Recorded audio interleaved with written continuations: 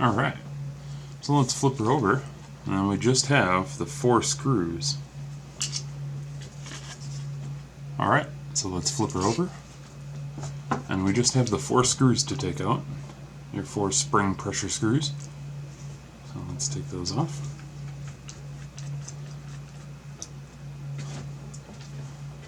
Let's break this warranty.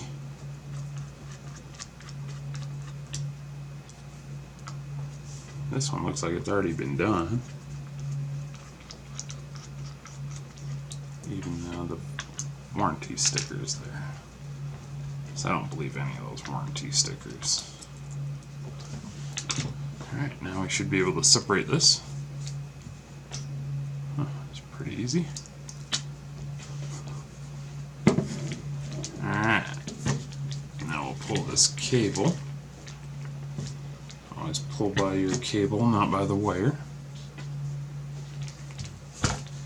This thermal paste looks like it sure can be used.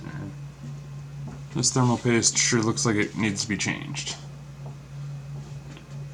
See, it's all everywhere and just